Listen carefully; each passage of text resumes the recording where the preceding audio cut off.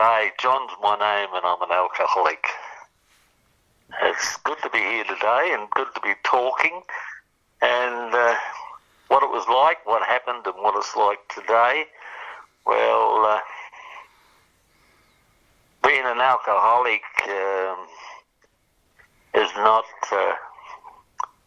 that hard to take today because I've learned to live a decent life by not drinking. I drank for 17 years and I was a blackout drinker and I was a pub drinker and I drank every day and I worked every day. It was legal to drink and I had legal money. But once I had that first drink, I didn't know when to go home. In the early days, it was all right. I was single. I was also a gambler, and I loved to gamble, and I love fantasy. I love to go to dances. I'm getting a bit old now. I just turned 81 on my 82nd birthday, coming up in July. But I've been around the fellowship for almost 50 years without having to drink, and so a lot of water has passed under the bridge, and a lot of growing up has had to be done from when I first came into AA. I find it a little bit daunting to talk on a phone. I'm not struggling for what I was or what I am. It's just to convert it into a speech where I'm not talking to people. I lived in Sydney most of my life, and I married a lady from South Australia. I've been married almost 60 years to the same lady. I drank through 9 years of our first 9 years of our marriage, and she could tell you a better drunk story than I could because I was mainly a blackout drinker and the old Dr. Jekyll, Mr. Hyde character, not a nice person, but I thought I was the smartest person in the world. I got caught 3 times for driving under the influence. I drank every day and I was unlucky, so I thought. I got caught in 64 in Sydney. I got caught in 68 in Adelaide. I got caught in 72 in Adelaide. 4 years apart. In them days, if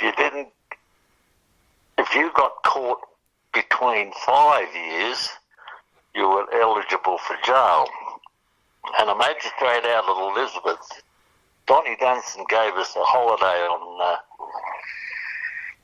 Adelaide Cup Day back in 72, a Monday, and I went to the races. And every time I went to the races, I used to tell my wife that if I win, I'll bring you home a cray. Well, once I left home, I was never going home. My wife didn't understand my drinking. I didn't understand my drinking. So I went to the races. I never saw a race on the track. I saw them inside the bar. And somebody gave me a tip for the dogs at Gawler that night. So in the afternoon, I've left the race course. I've gone to the Findon Hotel and I've had a few drinks, and then I'm running late for the dogs. So I'm off the Gawler, and I passed a police car. And they arrested me for DUI and locked me up in Elizabeth Jail. And a magistrate there by the name of Wright called me an alcoholic. He took my licence off me for three years and sent me to jail for 4.5 months. And when I went to Adelaide Jail in 72, I went in with an old timer that was always going in for 3 months to write and blood checks, and he had everything with him that he needed when he went to jail, all his tobacco, everything that he needed when he went into jail. he told me, he said, look, tell him you're going to go to AA and you get parole. So I applied for parole in Adelaide Jail. I was interviewed by some person. He never said that he was a parole officer. And he asked me if I had a drinking problem. And for the life of me, I couldn't admit that I had a drinking problem. You know, I worked. I threw my money in. I never knew how to throw myself in because I was incapable of doing it. So consequently, I didn't get parole, did I? I couldn't admit that I had a problem with drinking. And the next week I was sent to Yatala Jail. And the very first Sunday I was in Yatala Jail, they announced anyone for AA go to a certain cell block. And I thought, I'll go and have a look at this AA. So I went up there, and a lot of the members went there just to get, because visitors came in and gave the members tailor-made cigarettes, because anyone who's been in jail and tried the boob weed would understand what the difference is between the tobacco we used to get in jail and the tailor-made cigarettes that the members used to bring into the jail. But I had a look. I sat up the back in this meeting and I saw these 12 steps on the wall and I saw the 12 traditions, and a fella from the outside used to come in and run the meeting and he'd bring visitors. And for the first time in my life I heard the honesty of these speakers talking about their lives and telling me what they used to be like. And it was the first time I'd ever heard anyone confess to being an alcoholic and to what their lives were like. And by the end of the meeting, all I could see was that word in the first step that was called powerless. Powerless over alcohol, and my life was unmanageable. I couldn't admit that I was powerless. I used to think, I'm not powerless. Fill me up with ink and I can do anything. You know, I'm Superman. I'm the greatest, you know. I was 3 drinks short of being okay. But anyway, they said they had the big book and they had the 12 by 12 traditions book sitting on the counter, and they said you can borrow these and bring them back next Sunday. So I walked out and I just picked up a book. I didn't know one from the other, and I picked up the 12 by 12, 12 steps and the 12 traditions book. We were locked up for 16 hours a day in a cell on my own, plenty of time to read, and I read the 12 by 12. I took a little inventory of my life, and the second step was the insanity step. And after taking this inventory, I believed that I was insane when I drank. And I thought I will try not to drink when I'm released from jail. I didn't know if I could or not, because there was a time in Sydney when I was in a little bit of problems at home. And my wife worked at Sydney Hospital. And there was a doctor there who gave me anti-abuse tablets. And I ended up taking these anti-abuse tablets for 3 weeks. I was still working, I was still going to the local pub, I was still tired, I was still gambling, I was still playing euchre in the pubs, darts, and all the rest of it. And I became a stuttering, stammering idiot because I said to my wife, I can't do this, I can't do this. So the whole idea of, well, just have a couple. I'd only ever had a couple in all my life, but that couple lasted hours until the pubs closed. Anyway, AA told me it was the first drink. The first drink. And they told me you've only got to stop drinking for 1 day, or less than a day, an hour. And I thought, I can do that. I'm in jail. So I had a stand-up start. I was sober when I left jail, and I went back to work. I hadn't lost my job. That's how good it was in them days in 72. And I went back to work for a week, and I never went to any AA meetings. And then I lived in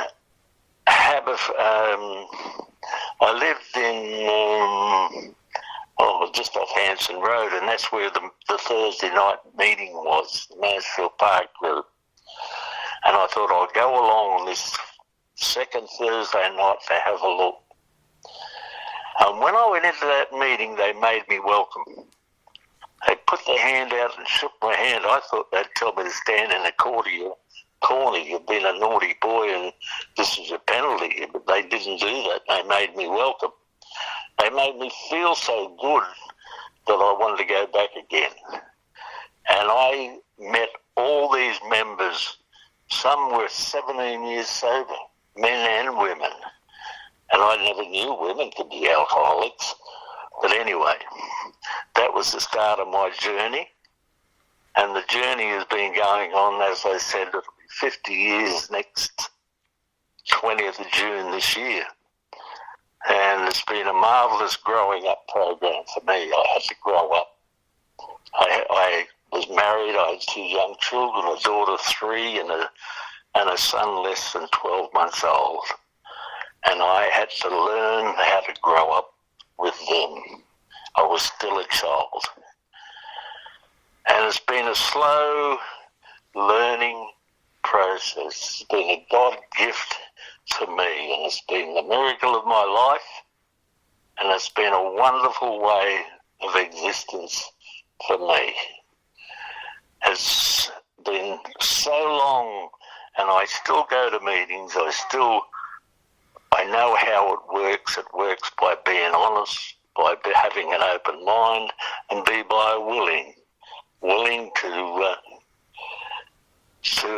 do anything to stay sober. And that's not hard for me today. I have no problems living in the outside world. I can do anything that I needed a drink to do. I can do it 1,000 times easier and better than what I needed to have a drink for. I learned to like myself. When I was drinking, I didn't like myself. I didn't like myself one little bit. I was full of hate, envy, resentments, all of those things. And all of those have gone because of the program of living with AA.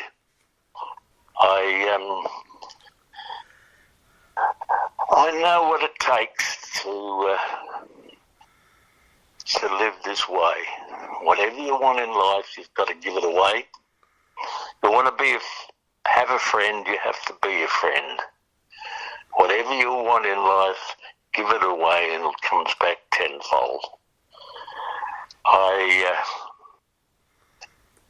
don't know what else to say other than I know how it works, and I know that I've been talking for 25 minutes, and I think it's just about enough. And all I can say is God bless. And anyone who has a problem, AA is the answer. And I've met a lot of nice people, and they're still there. Thousands of people that I haven't met yet. So thank you, and I'll just say goodbye. Just before you go there, John, have you been a member, are you a member of a group at all? Mansfield Park group.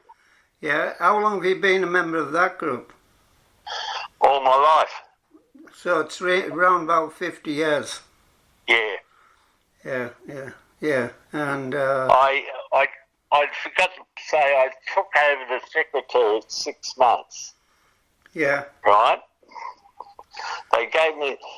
There was a fellow called Frank Williams. Remember Frank? Yes, Frank, yes. Well, he was in the wheelchair in the end. Yes, yes. Well, he was secretary when I came into Mansfield Park. Right? Yep. And he went bookieing down the pub at Port Adelaide and picked up a drink. And he was away for 10 years. And he lived at Mansfield Park. And there was 3 members came out of Hillcrest Hospital that opened Mansfield Park. There was the one I just mentioned. There was a Jimmy Smith, and there was a Scotsman whose daughter-in-law now is in AA in Mansfield Park, Kath, and her husband is the son of the original member of Mansfield Park. Mm-hmm. But that meeting kept me sober for 20 months. I was secretary. First 20 months of my sobriety. And just been opening the doors of AA. You know? So you're doing a bit of service? Yes. I believe that working for a living, going to AA and being of service is the hallmark of staying sober. Mm. You know what I mean? Yeah, yeah. You've got to do something prior to just going to AA. It must be awful hard for the members who haven't got a job. And what do they do after a meeting of AA? I mean, you know, we're very welcoming at a meeting, but these poor buggers, they leave the meeting and then they've got the rest of the night to sort of survive, haven't they? Yeah, yeah, yeah. Where I always had a home to come to. Mm. You know, I was very fortunate. And I had that stand-up 3 or 4 months sober before I was released. So I'm the most fortunate alcoholic that ever came into AA. You know, I would never have come voluntary. I would have, you know... Can you remember? I would have had all the reasons in the world that I wasn't an alcoholic.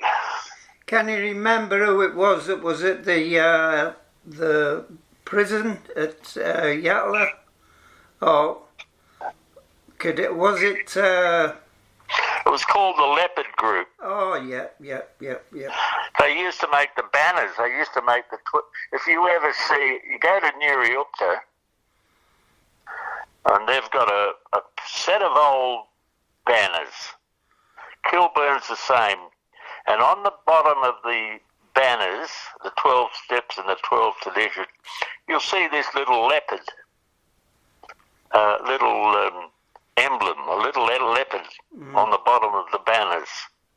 Yeah. And the one at Nuriupta, Nuriupta was the second meeting in Adelaide, right, after Pitt Street.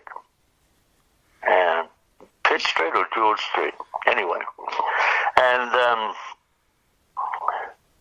Nuri's, their banners are so dark, the smoke-filled bloody banners, you know, that I've been out there for their anniversary to Nuri, and